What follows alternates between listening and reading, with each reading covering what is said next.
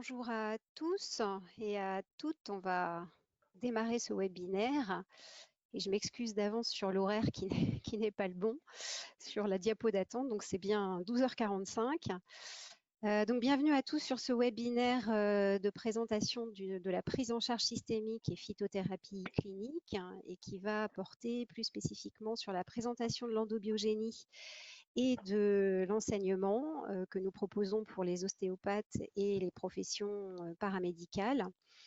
Je suis Maya Mongondry, je dirige l'Institut d'endobiogénie de médecine préventive et intégrative avec un collectif de professionnels de santé composé essentiellement de médecins, de pharmaciens, d'un chirurgien dentiste également.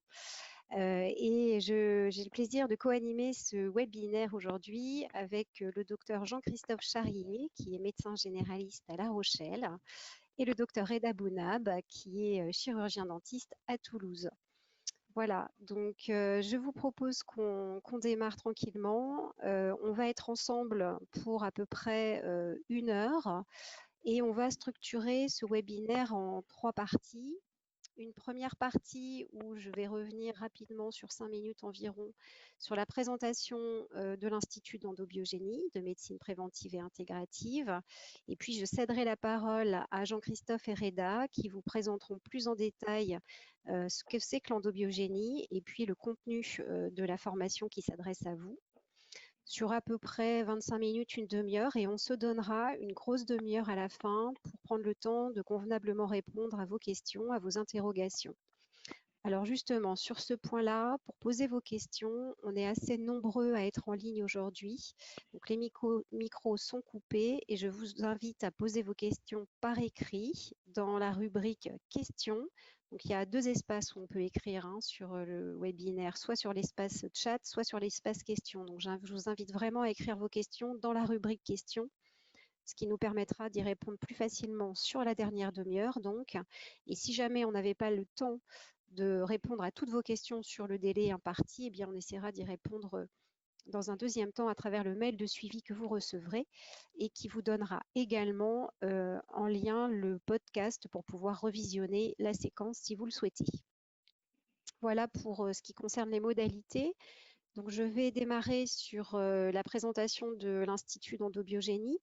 Donc l'Institut d'endobiogénie, c'est une association, loi 1901, qui a été fondée par un collectif de professionnels de santé, essentiellement composé de médecins et de pharmaciens, et qui a été également créée par un collectif de patients, les deux ayant à cœur de pouvoir développer une approche qui soit plus intégrée et plus personnalisée de la médecine, qu'on appelle l'endobiogénie. Alors l'endobiogénie, qu'est-ce que c'est? C'est une approche qui a été créée maintenant il y a un peu plus de 40 ans par le docteur Christian Durafour, qui est basée sur la notion de terrain et qui prend en compte la fonctionnalité physiologique d'un patient dans son unicité et dans sa globalité.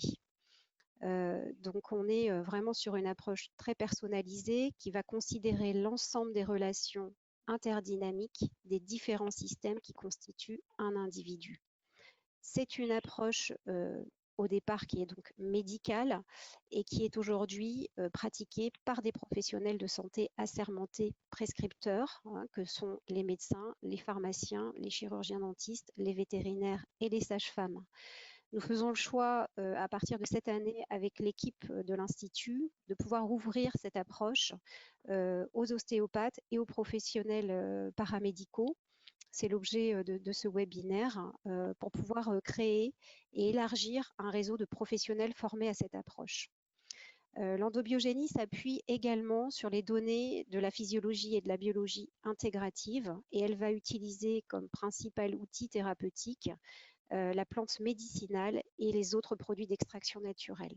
Voilà. Alors l'Institut d'endobiogénie va avoir 2 missions principales. Sa première mission, c'est d'augmenter le nombre de professionnels de santé qui pratiquent cette approche intégrative de la médecine. Et pour cela, on est amené à organiser très régulièrement, comme on le fait aujourd'hui, des webinaires d'information, mais également des conférences, des temps d'information en présentiel. Nous travaillons sur le champ de la formation qui est l'essentiel de notre activité aujourd'hui. Donc nous formons 3 types de publics. un public de prescripteurs, comme je l'évoquais tout à l'heure, donc principalement des médecins, pharmaciens, sages-femmes et vétérinaires. Et puis nous avons deux autres cibles, donc une première formation que l'on ouvre cette année qui démarre en octobre à Paris en direction des ostéopathes et des professionnels paramédicaux, et également une autre formation en direction spécifiquement des chirurgiens dentistes. L'objectif pour nous, ce n'est pas simplement de former, c'est aussi de faire en sorte que cette approche elle soit effective en cabinet ou à l'officine. Et donc, on accompagne la mise en pratique à travers du tutorat et à travers l'aide à l'installation, notamment, je pense là plus particulièrement aux médecins qui passent du secteur 1 au secteur 3, par exemple, pour les aider à lever tous les freins juridiques liés à l'installation. Le pendant de cette première mission, eh bien, ça va s'adresser aux patients, puisque il est fondamental dans l'approche endobiogénique que le patient se responsabilise dans la prise en charge de sa santé et qu'il adhère au protocole et au projet thérapeutique qui est mis en place. Donc, développer l'éducation à la santé sous l'angle de l'approche endobiogénique, c'est un élément essentiel également en direction des patients. Donc, on organise là aussi des conférences, on fait des actions de sensibilisation. Vous découvrirez également beaucoup d'articles de santé grand public dans la rubrique Actualité du site internet de l'IEMPI sur www.iempi.fr.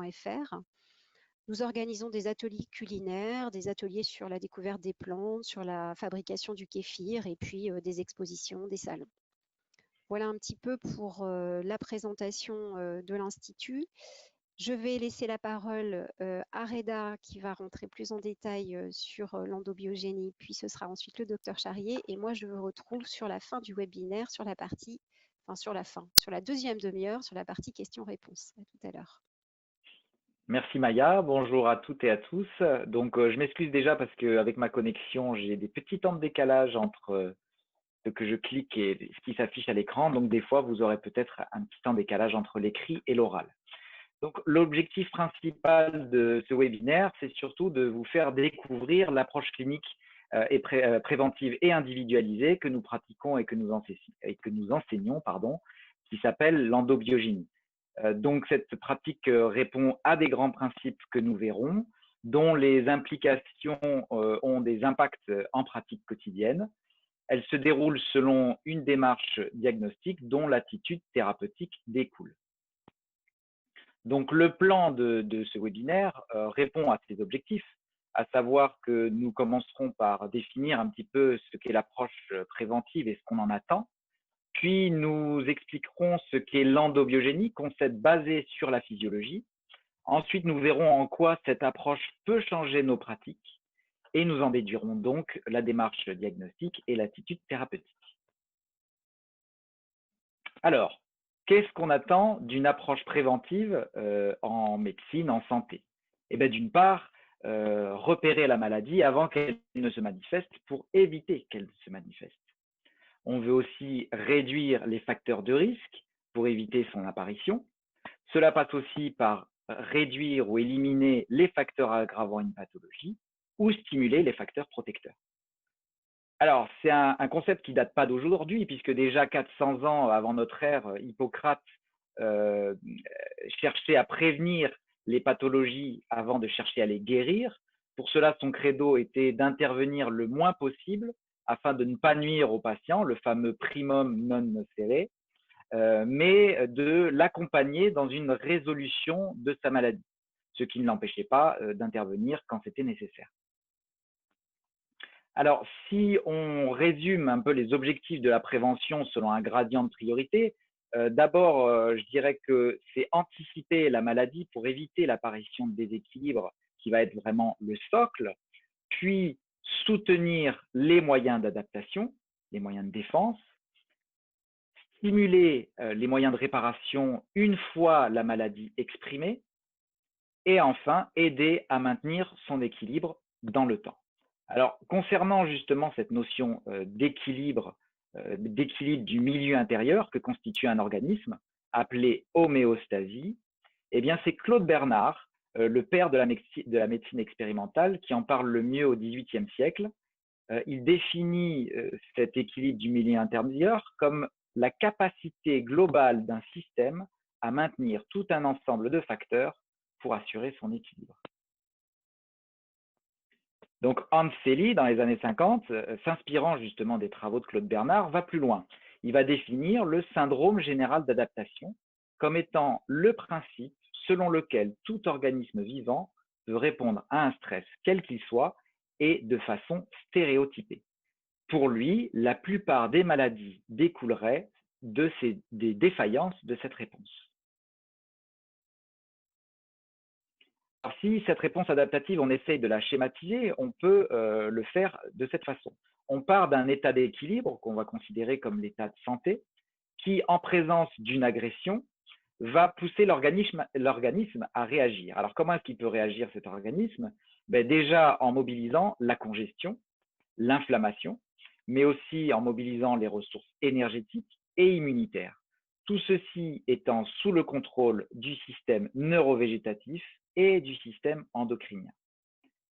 Deux situations en fonction de la qualité de cette réponse par rapport à l'agression. On va soit avoir un retour à l'état d'équilibre avec une réponse adaptée, ou alors il y aura l'installation d'un déséquilibre précritique qui finira par s'exprimer en maladie. Alors, cette notion est vraiment au cœur du concept d'endobiogénie développé par Christian Durafour dans les années 80. Il s'agit en fait tout simplement d'un néologisme pour décrire la notion d'organisation du milieu intérieur en biologie, donc endobiogénie. Il s'agit donc d'une approche globale qui va étudier l'ensemble des relations des systèmes et fonctions biologiques qui constituent un individu, géré par le système endocrinien, assisté par le système neurovégétatif. Ce schéma illustre bien la notion d'interaction, d'interrelation des systèmes et des fonctions entre elles qui participent à la cohésion du tout, l'organisme. Alors pour ça, on a parlé déjà un certain nombre de fois du système neurovégétatif. Il se constitue de deux sous-systèmes, le parasympathique et l'orthosympathique. Celui-ci est lui-même subdivisé en fibres alpha et bêta qui ont des finalités différentes, on le verra après. Le para va être le tonus de base qui produit les sécrétions, l'alpha les concentre et le bêta sympathique les excrète. Quant au système endocrinien, il se décompose en 4 axes, qui sont les axes corticotropes, gonadotropes, thyrotropes et somatotropes. Chaque axe est ici représenté par un organe particulier, ça a du sens. Ici, il s'agit des surrénales pour l'axe corticotrope, ici des gonades pour l'axe gonadotrope, d'où son nom, l'axe thyréotrope en référence à la thyroïde, et l'axe somatotrope qui est plutôt représenté par le pancréas. Chaque axe ayant des finalités différentes avec des hormones particulières, la liste étant non exhaustive. Alors, l'axe corticotrope, il va plutôt avoir pour fonction la mobilisation et la répartition du matériel biologique. L'axe gonadotrope est l'axe anabolique plutôt responsable du métabolisme protéique. L'axe thyréotrope va plutôt être l'axe catabolique, responsable de la production de l'énergie de fond de l'organisme. Et l'axe somatotrope est l'axe qui termine la structure et fait des réserves. Alors, nous sommes tous professionnels de santé, nous exerçons tous des métiers différents, mais pourtant, quelque chose qui nous unit me paraît être prendre soin de nos patients pour les accompagner vers un mieux-être. Nous allons donc voir en quoi intégrer l'endobiogénie dans sa pratique permet de mieux répondre à ce but commun. Tout d'abord, l'endobiogénie, elle permet quoi? Elle permet de comprendre la dynamique de fonctionnement de nos patients. Elle permet aussi de connaître l'impact de ces pratiques sur l'équilibre neurovégétatif et endocrinien. En fonction de ça, et en connaissant ces principes, on va pouvoir adapter ces pratiques sans pour autant forcément changer radicalement sa façon de fonctionner, mais au moins de le faire en conscience et enfin de pouvoir utiliser des moyens thérapeutiques adaptés. Tout ceci, comme je le disais juste avant, dans le but d'accompagner nos patients vers une restauration des fonctions, qu'elles soient biologiques, physiques ou cognitives, dans le but de restaurer un équilibre personnel et social. La restauration de ces fonctions va passer par plein de choses différentes. Par exemple, recréer du mouvement, libérer la congestion et drainer les toxines, libérer les blocages, équilibrer l'alimentation, rééduquer l'équilibre neuromusculaire du patient, prodiguer des conseils, etc., etc. Je vais laisser Jean-Christophe maintenant nous parler du cœur du sujet, c'est-à-dire comment on fait la démarche diagnostique. Merci Reda, bonjour à tout le monde. Donc, en endobiogénie, la démarche diagnostique reprend toutes les données qu'on peut apprendre à la faculté, mais on va les organiser autrement. Et il va falloir identifier donc des symptômes, des signes, et pouvoir les classer en fonction de ce qu'elles reflètent du fonctionnement de notre organisme. Ce fonctionnement, comme vous l'a expliqué Reda, dépend essentiellement du système endocrinien et du système neurovégétatif. Et l'endobiogénie a mis en place toute une dynamique de compréhension, de hiérarchisation dans la fonctionnalité de ces deux principaux systèmes qui gèrent notre organisme. À partir du moment où vous aurez appris à déterminer ces signes et à les classer, vous allez en déduire les déséquilibres inducteurs qui ont amené votre organisme vers la pathologie, vers la problématique, et vous allez pouvoir mettre en place une stratégie thérapeutique pour ce patient. L'endobiogénie est multiple. Si elle est en premier lieu médicale et qu'elle est sortie d'une réflexion scientifique médicale, l'endobiogénie est une médecine intégrative qui intègre le patient au centre de toute la démarche de soins. Et donc, il ne s'agit pas d'additionner des thérapeutiques adjacentes sans coordination, ciblées sur la compréhension du fonctionnement du patient. C'est ce qui est important dans l'intégration que nous faisons en endobiogénie. C'est vraiment cette intégration qui est donc centrée sur le patient, qui est vraiment au centre de tout le système de soins. Donc, dans votre démarche diagnostique en endobiogénie, on fait beaucoup d'observations, quel que soit votre corps de métier. L'observation est une approche fondamentale. L'attitude de votre patient, son comportement, toutes ces choses-là vont être très intéressantes à observer et surtout à décrypter. Et nous n'allons pas faire un décryptage d'ordre psychanalytique des choses, on va vraiment faire un décryptage d'ordre endobiogénique et voir ce que l'on peut rattacher à certains signes, à certains systèmes tels que le système endocrinien ou neurovégétatif. On va vous détailler tout ça tout à l'heure. Cette observation peut être complétée par un interrogatoire qui peut être donc un interrogatoire médical très poussé, mais qui peut aussi, dans votre pratique paramédicale, être ciblé sur les besoins qu'amène votre pratique, l'exercice de cette pratique. Et cet interrogatoire va vous permettre d'aller récupérer des informations qui vont compléter votre observation. L'examen clinique est important en prise en charge endobiogénique de connaître le patient dans son entier. Donc, il n'y a pas que sa personne et ce qu'il donne en apparence, mais son corps est important également. Et en fonction de vos compétences, bien sûr, l'examen clinique sera toujours très, très intéressant et vous apportera des compléments d'informations. Même si dans certains métiers paramédicaux, on n'est pas amené à examiner les patients, on a quand même des informations qu'on peut récupérer, ne serait-ce que par l'examen clinique du visage, des mains, des parties déjà qui sont visibles sans aller beaucoup plus loin. Vous avez déjà énormément de masse d'informations. Dans cette démarche diagnostique en endobiogénie, donc on va essayer de déterminer, de trouver ces signes et ces symptômes. Et on a, par exemple, sur simplement la qualité des sécrétions, beaucoup d'informations. Sur la qualité de la motricité du patient et de son endurance, on a également beaucoup d'informations. Le morphotype également peut apporter des informations considérables, ainsi que le comportement de votre patient. Donc, par exemple, si vous avez récupéré tous ces signes dont on vient de parler, comme je vous l'ai dit tout à l'heure, vous allez répartir ces signes et ça, nous, on va vous apprendre à le faire. En fonction des signes qu'on va rattacher au système neurovégétatif et aux différents segments du système neurovégétatif et aux signes qu'on va rattacher au système endocrinien. et aux axes qui correspondent à ces signes-là.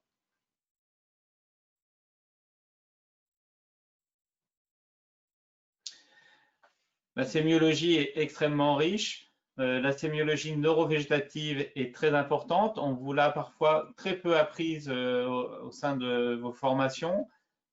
Pourtant, c'est fondamental pour comprendre vos patients et nous allons attarder beaucoup de temps sur cette description du neurovégétatif.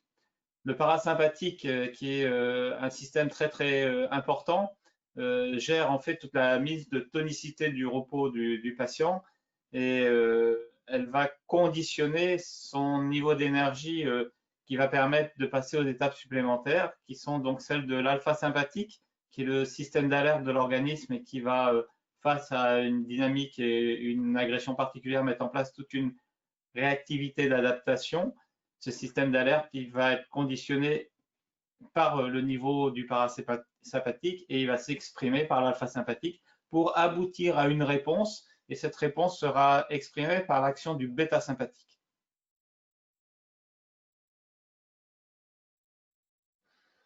Si on veut compléter dans cet exemple-là, le parasympathique est un système nerveux qui va gérer différentes étapes de notre vie.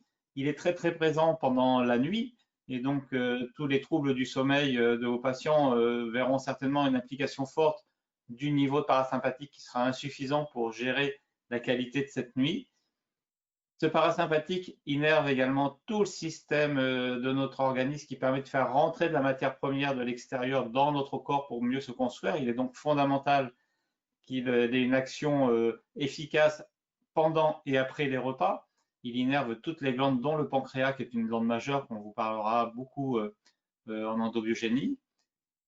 Ce système est fondamental, comme je vous l'ai dit, pour faire rentrer la matière du monde extérieur dans notre corps et constituer notre corps. Il est donc fondamental dans notre tranche d'âge de croissance et surtout dans la petite enfance, mais jusqu'à la fin de l'adolescence. Et parce que là, on construit un organisme et il se retrouve très important dans la fin de vie, la fin de notre vie chez la personne très âgée, car pour lutter contre le vieillissement, il faut également mettre en place toute une dynamique de reconstruction qui malheureusement est inefficace puisqu'on vieillit, mais qui permet de limiter ce vieillissement. Le système sympathique, lui, va gérer toute la tonicité, toute la réactivité de votre organisme. Il va surtout être actif pendant le jour et pendant l'éveil aussi. C'est lui qui va vous mettre donc en système d'alerte et en action. Il sera très performant pendant toute la période de jeûne et il va répondre aux situations adaptatives, que ce soit votre adolescente qui vous crie à l'oreille, comme on peut voir sur ce petit schéma, comme le fait d'être en réaction à une émotion forte ou d'être en réaction à un accident de voiture qu'on a failli éviter. Tout ça, c'est votre système sympathique qui va gérer ça. Il vous aide également à être en réaction avec l'environnement et avec les différences de température.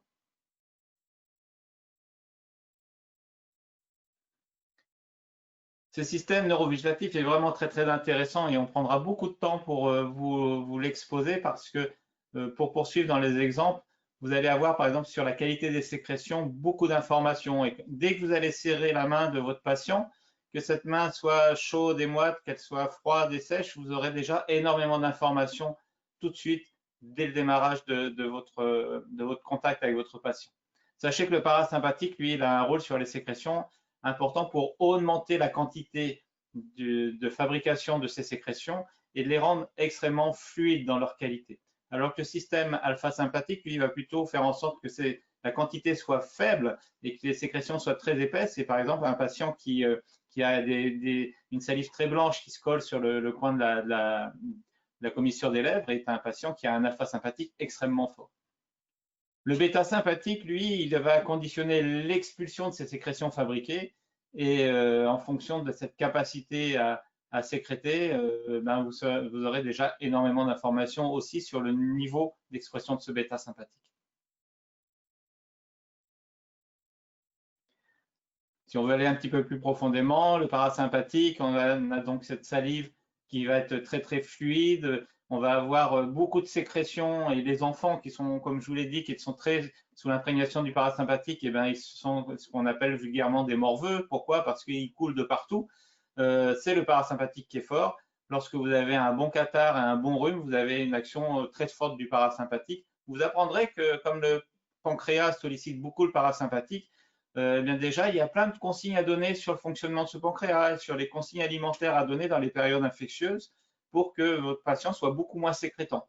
Et déjà, ça, c'est de l'hygiène de vie importante qui fera partie de vos outils du quotidien. Venant sur l'alpha sympathique, eh ben, on a des sécrétions qui vont être très rares, très épaisses. On a ces patients qui se réveillent le matin avec la langue collée au palais, une bouche très très sèche, parfois des difficultés à déglutir ou des difficultés à parler ou des cordes vocales qui fatiguent très vite. Donc, pour les orthophonistes qui nous écoutent, vous aurez déjà un grand intérêt à comprendre comment fonctionne ce neurovégétatif déjà pour aider votre patient pour gérer ces petits inconforts qu'on peut avoir du fait d'un défaut de sécrétion.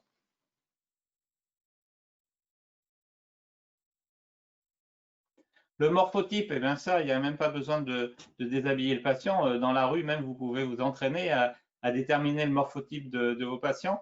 Et quand vous aurez suivi notre formation, vous aurez très facilement, vous direz, tiens, celui-là, il est assez corticotrope, celui-là, ah tiens, il est plutôt gonadotrope. Celui-là, je le vois plutôt très, très, très somatotrope. Et lui, il aurait un type un peu thyroïdien, ça ne serait pas surprenant. Donc voilà, on vous a pris un exemple très très simple du sujet hypercorticotrope qui est l'axe corticotrope, c'est l'axe de l'adaptation, c'est l'axe de la survie de l'instant, et on comprend que dans l'histoire de l'hominidé, on a eu un ancêtre qui ressemble beaucoup au morphotype corticotrope qu'on vous a mis en photo là. Donc on ne va pas rentrer dans le détail, mais vous voyez que le morphotype est très intéressant. Alors on est un mélange un peu de tout ça, et c'est ce qu'il va falloir vous apprendre à décrypter, le poids de la structure et puis votre fonctionnalité en adaptation avec la vie a pu modifier des choses également dans votre corps et dans le corps de l'enfant. Et ça, c'est des choses que vous allez décrypter au fur et à mesure très simplement. On va passer au comportement. Donc, le comportement, alors on est parti sur l'axe thyréotrope, hein, celui qui gère la glande thyroïde, parce que en fait, la thyroïde est très impactée dans notre comportement. Vous avez dans cet axe-là plusieurs hormones et plusieurs étages. Donc, il y a les hormones qui viennent de l'hypophyse, puis celles qui viennent de l'hypothalamus. La TRH, c'est l'hormone qui vient de l'hypothalamus. C'est elle qui va donner des ordres, on va dire, à l'hypophyse, qui, elle, est le chef d'orchestre de l'organisme et va stimuler les axes endocriniens. Eh bien, vous avez des personnes qui ont une TRH qui est prédominante. Et bien là, on vous a choisi un dessin, mais qui est vraiment caractéristique d'une personne TRH. Et je pense qu'autour de vous, vous en connaissez. Et je pense que même derrière l'écran, il y en a quelques-uns qui sont comme ça, avec une chevelure qui est très abondante. Sauf si le coiffeur, il a tout rasé. Mais ça, c'est là, vous perdez de l'information. Mais des personnes qui sont très expressives et qui sont très cantatrices, c'est la Castafiore. C'est des gens là qui vont s'exprimer très fort et qui vont partir vite dans les tours aussi. Il y a de la colère, il y a de la pulsivité, il y a de l'autorité. C'est aussi des gens qui ont un bêta sympathique élevé. Il faut avoir les deux pour être dans ce comportement-là. À l'opposé, vous avez des gens qui sont plus TSH. Et ça, c'est des gens qui sont très dociles, qui vont se fondre dans la masse, qui vont faire en sorte de ne pas se faire remarquer, parce que tout simplement, c'est des gens qui ont du mal à rentrer dans l'adaptation. Donc, moins on fait de vagues et moins on va être confronté au monde. Donc ça, c'est des gens dociles, c'est des super employés auxquels on peut faire toutes les tâches qu'on leur demande et ils feront tout pour vous faire plaisir. Si je prends un autre exemple dans le comportement, et si on va aller très simplement vers les enfants, on a tous été enfants et on est souvent en contact avec eux, vous allez très vite repérer avant l'âge de 7 ans les enfants qui sont très TRH et ceux qui sont très TSH, par exemple, simplement en leur demandant de faire un dessin. Donc, c'est pas compliqué de faire un dessin. Un enfant très TRH, il va vous mettre plein de couleurs partout, il va faire plein de choses un peu extravagantes, des dessins avec plein de petits détails, choses comme ça, mais il va jamais finir son dessin. Alors que l'enfant TSH, lui, il va bien respecter la consigne, vous lui demandez de dessiner un bonhomme, il va vous faire le bonhomme, il va faire la tête, il va bien mettre les yeux, il va bien mettre les oreilles, il va bien mettre la bouche, mais il n'y aura pas beaucoup de fantaisie dans ce dessin-là, mais il sera fini. Voilà, ça déjà, vous voyez, c'est des choses très simples qu'on vous apprend là derrière l'écran et que vous allez pouvoir mettre en pratique très facilement.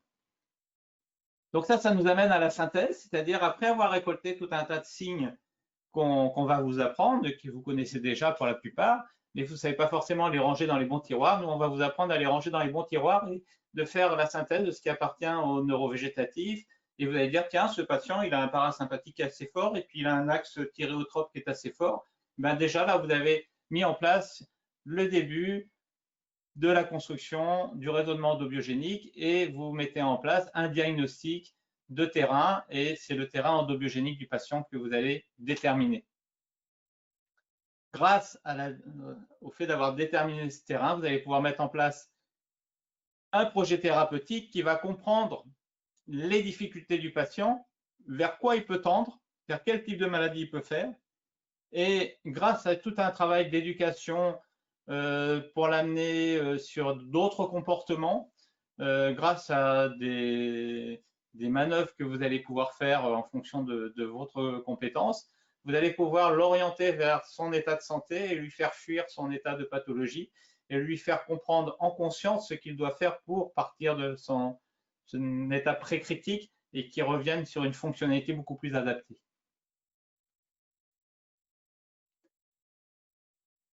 Alors, une fois qu'on a fait toute cette démarche diagnostique, bien, ce qui est bien, c'est de mettre en place la thérapeutique. Comme je vous l'ai dit, l'endobiogénie, c'est une médecine intégrative qui est centrée sur le patient. Et donc, autour du patient, il y a toute une société, il y a des professionnels de santé dont nous faisons tous partie, chacun avec une spécificité dans notre corps de métier. Et il est intéressant de faire un projet coordonné. Mais si on est tout seul dans son coin, on peut déjà faire un premier travail auprès du patient par l'éducation qui va l'amener, lui, à se mettre dans une dynamique positive dans le respect de sa fonctionnalité. Pour ça, on a plusieurs outils. Le premier outil alors, pardon, je vais juste un tout petit peu trop vite.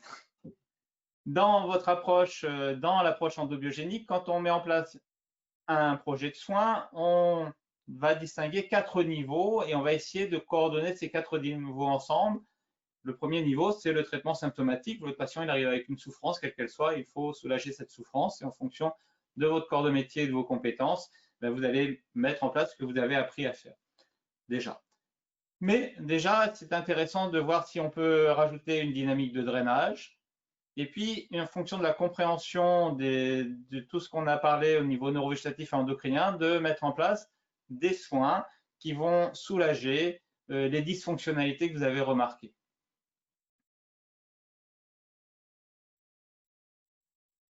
Alors pour ça, vous avez plusieurs outils à disposition.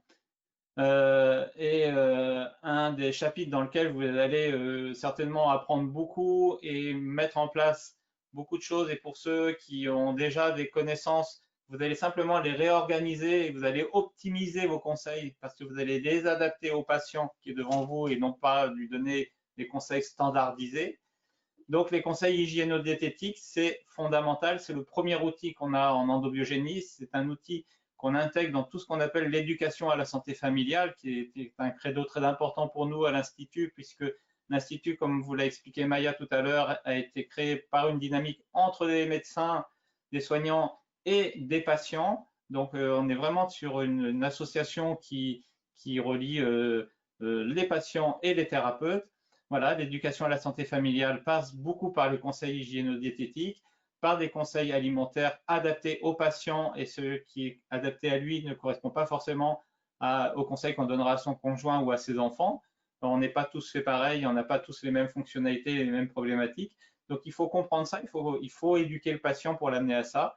Il y a aussi toute la réactivité par rapport au sport, par rapport à la méditation, au yoga, enfin tous les outils, tout le panel d'outils qu'on peut avoir à proximité de soi.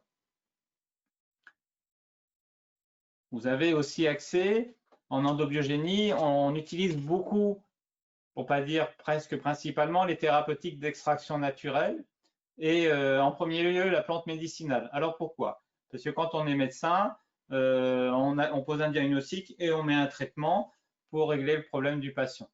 Si on est un médecin qui pratique de l'endobiogénie, on va utiliser une thérapeutique qui ne va pas remplacer les décisions de l'organisme, mais qui va accompagner l'organisme à fonctionner au mieux. Et pour ça, il faut un outil thérapeutique qui soit physiologique et qui soit dans des doses physiologiques. Donc, qui ne viennent pas se substituer à l'organisme, mais qui viennent induire l'organisme dans une fonctionnalité qui lui est la meilleure. Donc, la phytothérapie s'est imposée dans l'endobiogénie et c'est un outil thérapeutique important qui également rentre dans notre alimentation parce que la plante alimentaire est aussi une plante qui peut soigner. Et donc, quand vous allez comprendre toute cette dynamique et la puissance de la plante médicinale quand elle est bien coordonnée, parce que la plante médicinale, elle a des actions symptomatiques, elle a des actions de drainage, elle a des actions neurovégétatives et elle a des actions endocriniennes. Voilà. Donc, vous allez apprendre beaucoup de choses sur ces thérapeutiques d'extraction naturelle. Déjà, ça vous permettra de comprendre les ordonnances des médecins et vous, ça vous permettra aussi de prodiguer quelques conseils, car il y a certaines choses que vous pouvez pratiquer vous, avec, si vous êtes kiné ou ostéopathe, vous pouvez utiliser des huiles de massage que vous allez composer avec des plantes, mais adaptées à votre patient. Vous pourrez, si vous êtes infirmière, vous pourrez apporter des soins de confort qui seront faits avec des plantes adaptées à votre patient. Voilà, il y a, si vous êtes orthophoniste, vous pourrez conseiller une tisane qui pourra améliorer la fluidité du temps de parole, du passage de l'air pour la parole. Enfin, il y a plein d'outils comme ça qui seront accessibles pour vous. L'argile est également une thérapeutique d'extraction naturelle qu'on utilise beaucoup. On vous en expliquera les principes. Les oligoéléments sont importants. Et nous, on intègre beaucoup aussi les thérapeutiques institutionnalisées telles que la thalassothérapie, le thermalisme, la crénothérapie. Enfin, en endobiogénie, on n'exclut pas du tout les thérapeutiques substitutives parce que, comme je vous l'ai expliqué, on est dans une médecine d'intégration. Et les thérapeutiques substitutives se justifient lorsque le patient est dépassé dans ses capacités d'autoréparation. Et là, le médecin, parce que là, ça appartient au monde du médecin, le médecin va mettre en place une thérapeutique qui va se substituer à l'organisme pour l'amener à une meilleure fonctionnalité et le mettre en survie.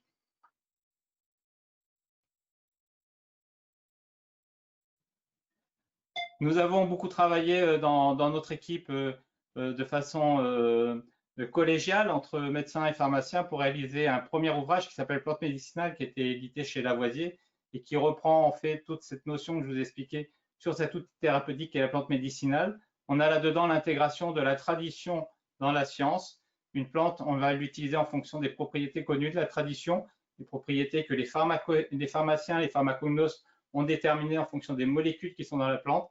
Et nous, on en a un usage clinique et donc on a cette approche en physiologie qui nous permet de donner des indications particulières en plantes médicinales dans l'outil pratique que vous retrouverez dans cet ouvrage. Il y a un tome 2 qui est en cours actuellement également. Je vais repasser la parole à Maya qui va vous parler de la suite. Merci. Merci Jean-Christophe et Reda pour vos présentations respectives. Alors effectivement, je reprends un petit peu la main sur la partie formation pour revenir plus concrètement sur la formation qui débute à Paris au mois d'octobre. Donc qui est une formation qui s'adresse aux ostéopathes et aux professionnels paramédicaux.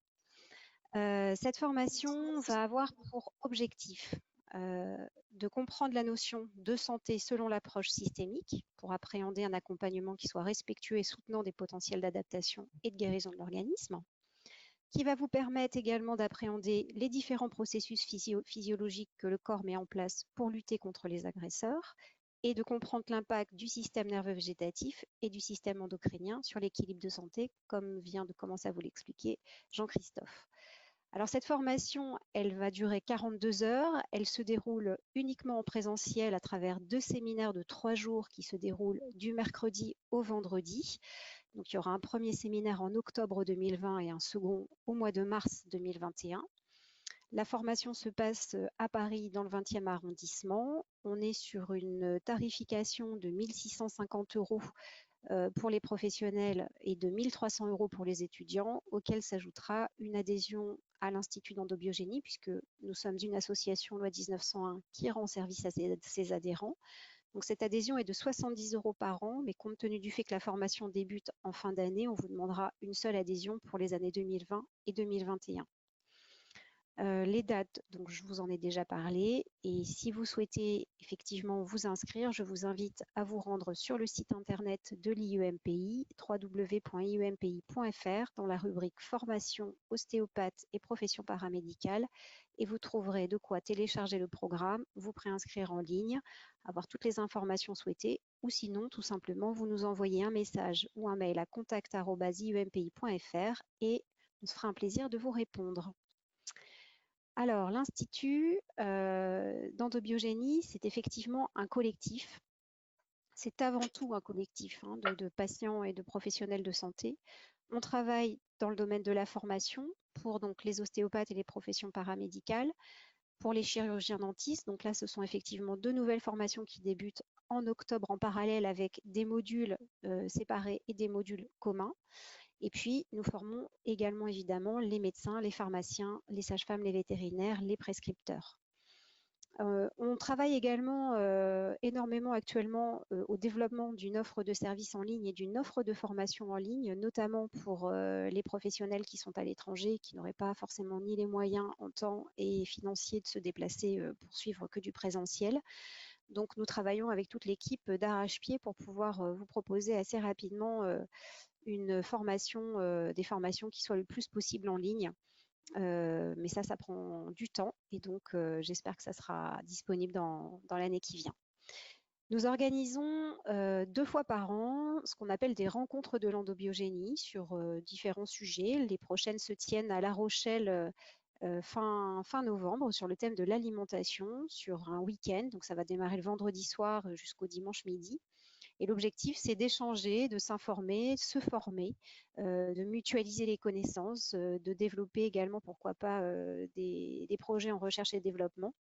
Voilà, l'objectif, c'est d'avoir des temps d'échange et c'est aussi pour ça que lorsqu'on organise nos formations, on essaye souvent de mettre 2 sessions en parallèle, ce qui permet aussi un brassage des professions, des professionnels, des échanges. Et c'est souvent très important dans des professions où vous êtes quand même assez isolés dans vos cabinets respectifs.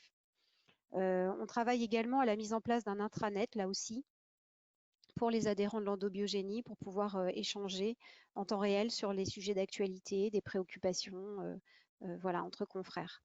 Une newsletter est adressée tous les 2 mois également à l'ensemble des adhérents. Et donc, vous l'avez compris, l'objectif au niveau de l'Institut pour nous, c'est vraiment de créer un collectif de professionnels de santé et de patients autour de l'endobiogénie pour pouvoir développer cette approche, la faire vivre et surtout la faire aussi aller au-delà de nos frontières, hein, puisqu'on n'en a peut-être pas beaucoup parlé, mais on travaille aussi avec le Mexique, la Lituanie, la Tunisie. Voilà, écoutez, j'en termine. Merci à tous de votre attention. Merci de votre présence aujourd'hui. On va laisser, comme on l'avait indiqué en introduction, maintenant la prochaine demi-heure aux questions. Alors, je vais me tourner vers le tableau pour pouvoir prendre la liste des questions. Alors, avez-vous une liste de professionnels de santé pratiquant l'endobiogénie sur Paris? Alors, je réponds, Jean-Christophe, je te laisse répondre. Je réponds. Oui, on a, alors oui et non. Oui, on a cette liste de professionnels. On a surtout pour l'instant une liste de médecins, de pharmaciens, de prescripteurs, hein, puisque c'était la première cible qu'on a formée.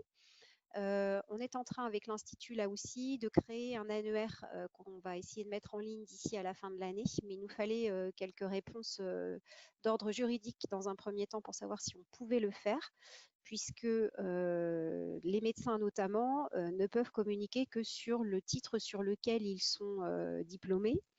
Et donc, vous ne trouverez effectivement pas dans l'annuaire ou sur Internet médecin généraliste, endobiogéniste. Ça, vous ne trouverez pas.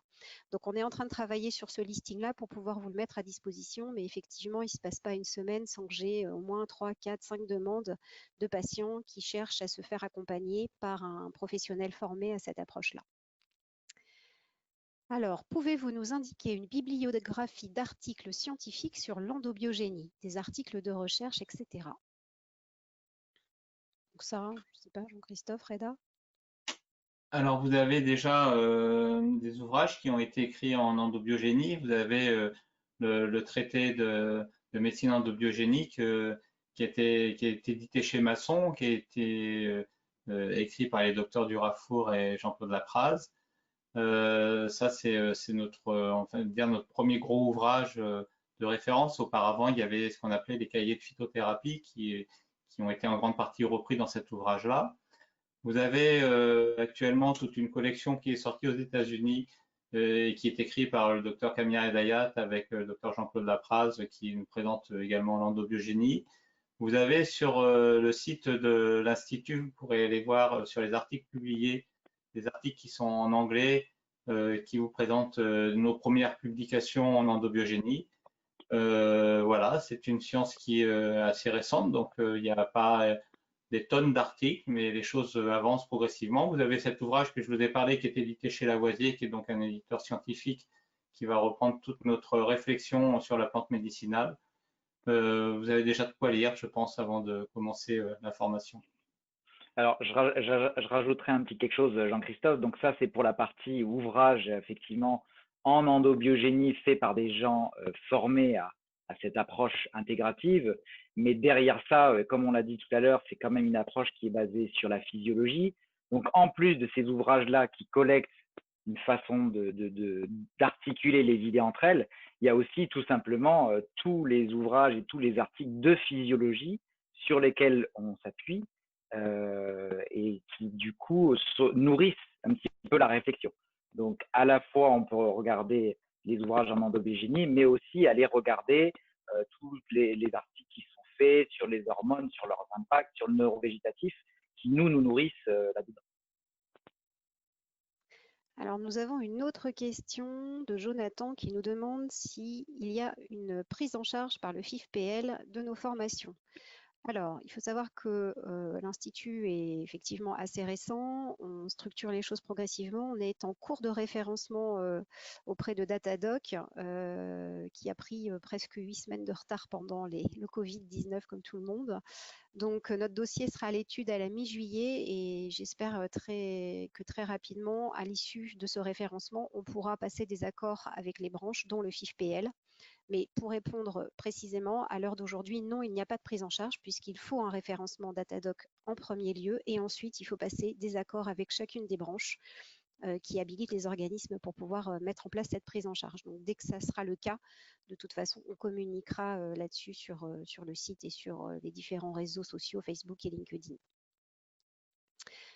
Concernant, alors autre question, les professions paramédicales ne sont pas autorisées à prescrire. Comment pouvons-nous utiliser la phytothérapie dans notre pratique? Allez-vous nous aider à choisir les façons adaptées de conseiller la plante? Ben, bien évidemment, quand vous êtes dans la prescription, vous êtes vraiment sur un traitement qui va être donné de façon régulière avec quelque chose de bien défini et qui dépend du diagnostic du médecin, ça c'est une certitude. Il y a de nombreuses plantes qui sont libérées, donc qui sont accessibles à tout le monde, que ce soit dans le conseil en pharmacie, que ce soit des conseils en diététique. Toutes ces choses-là, on rentre dans du domaine de l'alimentaire. Vous savez que comme on ne veut pas se substituer à l'organisme et qu'on veut l'accompagner dans ces dynamiques de réparation, c'est la répétition de l'information qui va créer la dynamique de soins. Donc c'est parce que c'est pas parce que vous allez prendre une tisane une fois que vous allez avoir un impact sur l'endobiogénie, vous auriez un impact symptomatique sur l'instant par rapport à la tisane que vous prenez, mais c'est parce que vous allez déterminer que c'est intéressant de répéter cette prise régulièrement sur plusieurs jours, sur plusieurs semaines, qu'on va avoir une information intéressante par rapport à l'endobiogénie du patient. Donc, il y a plein de plantes libérées qui sont accessibles en conseil en tisane, par exemple, ou en inhalation d'huile essentielle. Et là, on n'est pas dans de la prescription d'ordre médical, mais on est simplement dans du conseil. Alors, une autre question, l'évaluation du terrain neurovégétatif permet de choisir de manière plus pertinente l'outil thérapeutique? Oui, bien sûr.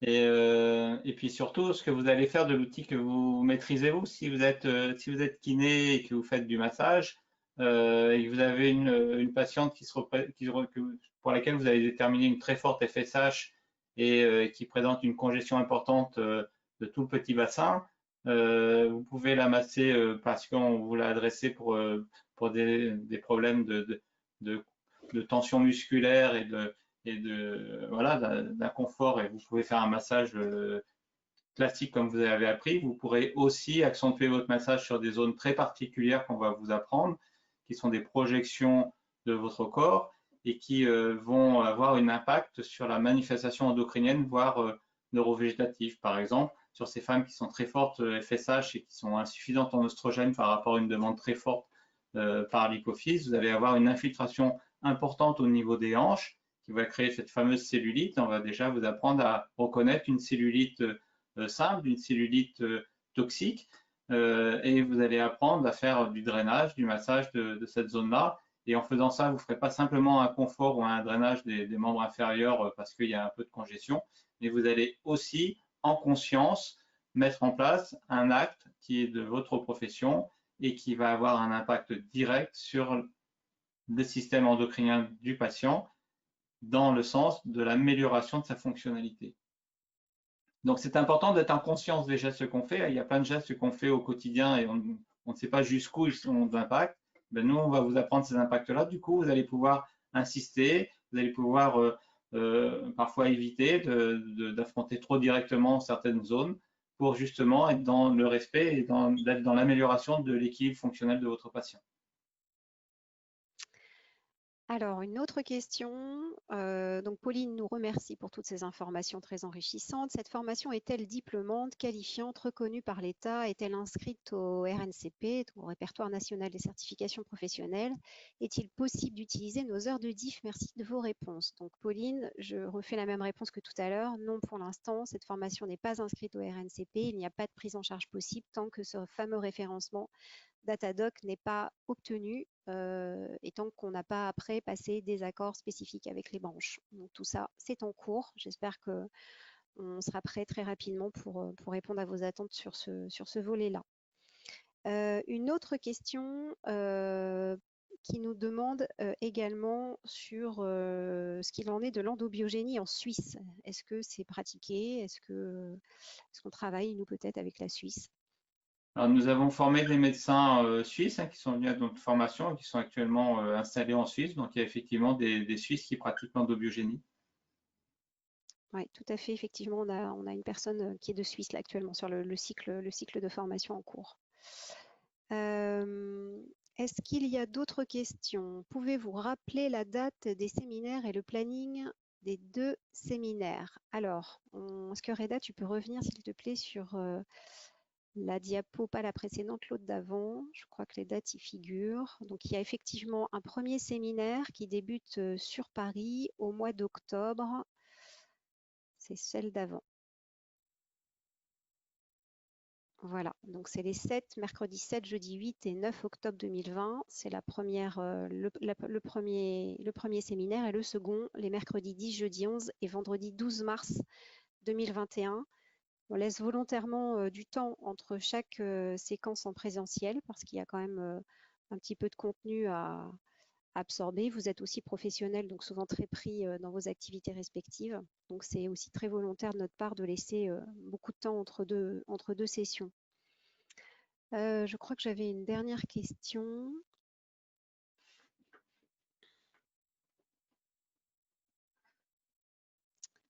Bon, je pense qu'on a répondu à toutes les questions.